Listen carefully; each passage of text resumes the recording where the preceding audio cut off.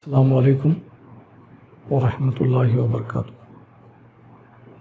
आज हम देखने वाले हैं एप्लीकेशन ऑफ व्हीटस्टोन ब्रिज का जो एक दूसरा सवाल, जिसमें हमको असल में व्हीटस्टोन ब्रिज का जो इस्तेमाल है वो मज़ाहमत मालूम करने के लिए है कि जो मज़ाहमत हमको मालूम करनी है, जो रेजिस्टेंस हमको मालूम करना है, वो हम मीटर ब्रिज बनाकर उस मीटर ब्रिज में एक गैप में जो है वो अननोन रेजिस्टेंस रख देते हैं, दूसरे गैप में नोन रेजिस्टेंस, और जो वायर है वो काम करता है दो रेजिस्टेंस का।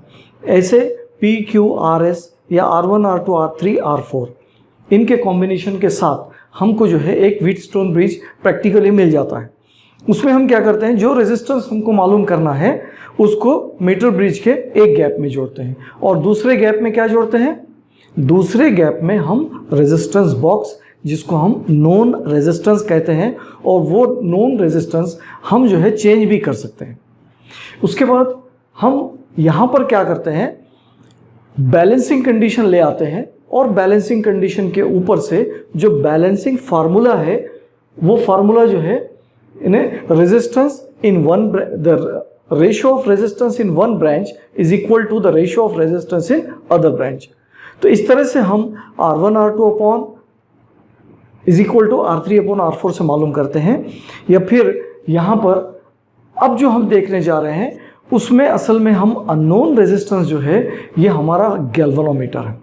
तो अक्सर जो है प्रैक्टिकल पर्पस के लिए गैल्वेनोमीटर को एज ए एमीटर, गैल्वेनोमीटर को एज ए वोल्ट मीटर बनाने के लिए हमें उसके रेजिस्टेंस का मालूम होना ज़रूरी है। तो वो रेजिस्टेंस मालूम करने के लिए हम ये तरीक़ा भी इख्तियार कर सकते हैं जिसमें हम मीटर ब्रिज को में गैल्वेनोमीटर की रेजिस्टेंस मालूम करते हैं। अब यहाँ पर गैल्वेनोमीटर दोनों काम आएगा। पहली बात तो गैल्वेनोमीटर का हमको रेजिस्टेंस मालूम करना है और जिसका रेजिस्टेंस मालूम करना है उसको या तो लेफ्ट या तो राइट गैप में जोड़ते हैं।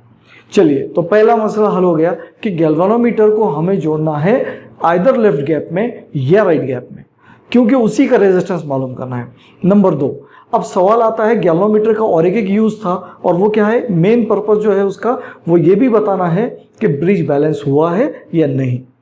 तो ब्रिज बैलेंस हुआ है या नहीं, ये जो कंडीशन है वो यहाँ पर बहुत आसानी से कैसे मालूम होती है वो मैं थोड़ा सा एक्सप्लेन कर दूँ। देखिए, हमारे पास जो व्हीटस्टोन ब्रिज है, अभी ये जो शक्ल आपके सामने ऊपर है उसमें एक्चुअली व्हीटस्टोन ब्रिज जो है वो ये 4 रेजिस्टेंस होते हैं।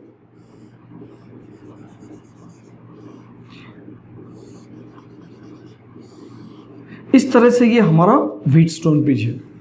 अब इस व्हीटस्टोन ब्रिज में हम क्या कर रहे हैं, यहां पर जिसकी रेजिस्टेंस हमको मालूम करना है यानी कि गैल्वेनोमीटर जोड़ रहे हैं। यहां पर रेजिस्टेंस R या रेजिस्टेंस बॉक्स हम जोड़ रहे हैं। ये जो है रेजिस्टिव वायर है, कौन सा रेजिस्टेंस, कौन सा AD, ये जो वायर AD है ये AD, और ये जो है ये वायर है कौन सा R, ये CD। ठीक है, इस तरह से ये और ये मिलाकर 1 मीटर वायर है। ये हमारा पॉइंट A और ये हमारा पॉइंट C, और इसके बीच में हम यहाँ पर जोड़ते हैं ये बैटरी और ये की, और ये यहाँ पर ये C को जोड़ देते हैं। तो A से C तक ये टोटल वायर है। कितना लंबा वायर है, 1 मीटर। 1 मीटर इतना लंबा ये वायर है। और इस वायर में यहाँ पर हमारा ये जो पॉइंट है ये D है। तो AD ये जो वायर है उसका रेजिस्टेंस RAD, और ये जो CD ये जो वायर है इसको हमने RCD कहा है। ठीक है, तो ये दोनों यानी ये और ये दोनों यानी ये और ये, और जब करंट आएगा तो ये एक ब्रांच है और ये दूसरी ब्रांच है जिससे करंट फ्लो होगा। ठीक है, अब क्या है, अब हम क्या करते हैं, ये जो B पॉइंट है इस B पॉइंट से D पॉइंट तक डायरेक्ट जो है जॉकी के जरिए वायर पे एक पॉइंट डी लेके आते हैं। ठीक है, अब मैं आपको बताऊं कि असल में होगा क्या कि अभी आपने जॉकी लगाई नहीं है, इधर से एक करंट फ्लो होगा I1। ये जो I1 करंट है, या इसको हम, ये जो I1 करंट है और ये जो ब्रांच है इसमें ये करंट मान लो I2 है। ये I1 करंट गैल्वेनोमीटर से होता हुआ, R से होता हुआ C की तरफ जाएगा, ये I1। इसी तरह ये I2, ये 1 मीटर वायर से होता हुआ जाएगा I2। हम क्या कर रहे हैं, D पॉइंट निकाल रहे हैं। ये D पॉइंट यानी इस वायर पे एक ऐसा पॉइंट होगा जो बैलेंस कर देगा। बैलेंस करेगा मतलब potential at B is equal to potential at D, यानी पोटेंशियल डिफरेंस इज जीरो। जब पोटेंशियल डिफरेंस जीरो हो जाएगा यानी यहां का और यहां का पोटेंशियल इक्वल हो जाएगा। डिफरेंस जीरो कब होता है, इक्वलिटी के बाद। तो ये जब पोटेंशियल डिफरेंस जीरो हो जाएगा तो आप इसको कनेक्ट करें या ना करें, दोनों सूरतें एक ही बात होगी, क्योंकि जहां पोटेंशियल डिफरेंस जीरो होता है वहां करंट का फ्लो नहीं होता है। तो हमने फर्ज कर लिया कि ये ब्रिज बैलेंस हो गया। आर की वैल्यू कुछ हमने ऐसी ली, डी का हमने पॉइंट कुछ ऐसे चूज किया कि हमको क्या हुआ, ब्रिज बैलेंस मिल गया। ब्रिज के बैलेंस का मतलब है potential at B is equal to potential at D, और जिसकी वजह से अगर हम बी और डी को जोड़ते हैं या नहीं जोड़ते हैं, इनके इस रूट से करंट फ्लो नहीं होगा। यानी ना ये ऐसे नीचे की तरफ आएगा, ना ये ऐसे ऊपर की तरफ जाएगा, यानी करंट इस ब्रांच से फ्लो ही नहीं होगा। यानी I1 इधर से निकलेगा और इधर चला जाएगा, और I2 इधर से निकलेगा और इधर चला जाएगा, इधर जाने का सवाल ही नहीं। यानी आप D पॉइंट ऐसा लेंगे। अब देखिए गैल्वेनोमीटर का करंट है I1, ठीक है। अगर ये D पॉइंट आपको सही जगह पर नहीं मिला तो होगा क्या कि आप जैसे ही B और D को कांटेक्ट करेंगे ये करंट्स चेंज हो जाएंगे, जिसकी वजह से गैल्वेनोमीटर का डिफ्लेक्शन भी चेंज हो जाएगा। यानी एक बात आप ध्यान रखें कि जैसे ही हम इसको ऑन करते हैं, जैसे ही हम इसको ऑन करते हैं, और मान लो अभी हमने यहाँ जॉकी नहीं जोड़ी है, तो जैसे ही हम इसको ऑन करते हैं क्या होगा कि इस बैटरी से करंट फ्लो होगा, ए तक आएगा। ये जो आई करंट आया, ये आई करंट ए पर आने के बाद I1 through galvanometer, I2 through RD ऐसे जाएगा। यानी I1 गैल्वेनोमीटर से गुजरना शुरू रहेगा। इसका मतलब है की लगाते ही आपको गैल्वेनोमीटर में डिफ्लेक्शन मिलना ही है, तय है। अब जब गैल्वेनोमीटर से डिफ्लेक्शन मिलेगा तो अब आपको क्या करना पड़ेगा, ये बी पॉइंट को जॉकी के जरिए तार पे अलग अलग पॉइंट्स पे आपको उसको टैप करना है। जैसे आप टैप करने लगेंगे, इम्बैलेंस पॉइंट में टैप करेंगे तो आपके गैल्वेनोमीटर का डिफ्लेक्शन, गैल्वेनोमीटर का जो डिफ्लेक्शन है वो चेंज हो जाएगा। गैल्वेनोमीटर का डिफ्लेक्शन चेंज हुआ यानी ब्रिज बैलेंस नहीं हुआ।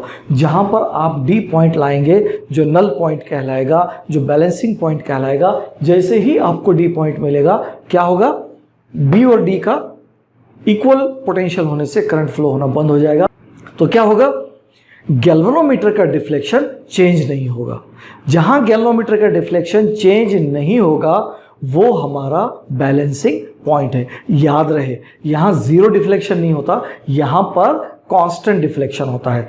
यानी डी पॉइंट पर जॉकी लगाकर कांटेक्ट लगाने से और कांटेक्ट हटाने से गैल्वेनोमीटर का डिफ्लेक्शन अगर चेंज नहीं होता है तो वो हमारा बैलेंसिंग पॉइंट होगा। और बैलेंसिंग पॉइंट के लिए हमारे पास क्या इक्वेशन है, G/R, यानी इस ब्रांच की जो रेजिस्टेंस की जो निस्बत है, जो रेशो है, इज इक्वल टू इस ब्रांच के रेजिस्टेंस का निस्बत। यानी G/R is equal to AD तार की मज़ाहमत यानी बटे DC तार की मज़ाहमत, यानी इस ब्रांच की। अब यहां हम फर्ज करेंगे सिग्मा ये 1 सेंटीमीटर लंबे तार की मज़ाहमत है। तो ये अगर 10 सेंटीमीटर होगा तो 1 सेंटीमीटर की मज़ाहमत को 10 सेंटीमीटर से मल्टीप्लाई करेंगे, क्योंकि तार कैसा है, तार कैसा है, मान लो ये ए है और ये डी है, ये ए है और ये डी है। तो ये तार मान लीजिए 10 सेंटीमीटर है, जुमला तो 100 सेंटीमीटर है, मैं एक समझाने के लिए बता रहा हूँ। 1 2 3 4 5 6 7 8 9 और 10। तो यहां से यहां तक मज़ाहमत सिग्मा है, यहां से यहां तक की रेजिस्टेंस सिग्मा है, यहां से यहां तक की रेजिस्टेंस सिग्मा है, यहां से यहां तक की रेजिस्टेंस सिग्मा है। इस तरह हर 1 सेंटीमीटर का रेजिस्टेंस कितना है? सिग्मा। और ये सब मिलाकर एक दूसरे के सीरीज में है, एक दूसरे के सीरीज में है। तो मैं यहां पर यहां से यहां तक की लेंथ कितनी ले रहा हूं? 10 सेंटीमीटर। तो ये जो यहां से यहां तक का टोटल होगा वो लॉ ऑफ सीरीज रेजिस्टेंस के हिसाब से sigma plus sigma plus sigma 10 times होगा। कितना होगा? Sigma plus sigma plus sigma plus sigma 1 2 3 4 5 6 7 8 9 and 10 हो गया। यानी कितना हुआ?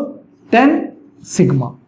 यानी आपने क्या किया, ये जो 10 सेंटीमीटर इसकी लेंथ है into resistance per unit length, इनका अगर आप मल्टीप्लाई करेंगे तो आपको क्या मिलेगा? आपको क्या मिलेगा? Resistance of 10 centimetre wire. तो हम यहां पर बताना क्या चाह रहे हैं, इसको 10 सेंटीमीटर कहने के बजाय हम उसको क्या मान रहे हैं? LG मान रहे हैं।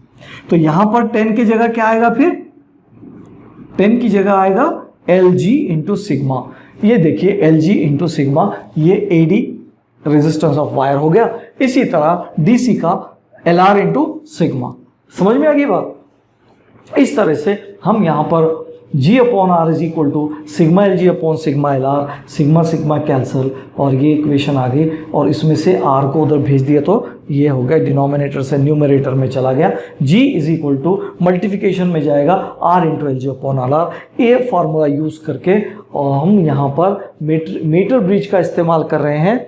और मीटर ब्रिज का इस्तेमाल करके जो गैल्वेनोमीटर है उसी के रेजिस्टेंस हम मालूम कर रहे हैं। यहाँ गैल्वेनोमीटर हमारे लिए दोनों काम आ रहा है, वो एज ए अननोन रेजिस्टेंस भी है और वो एज ए करंट इंडिकेटर भी है कि यहाँ करंट फ्लो कौन, यहाँ ब्रिज बैलेंस हुआ या नहीं हुआ, ये गैल्वेनोमीटर ही तय करेगा।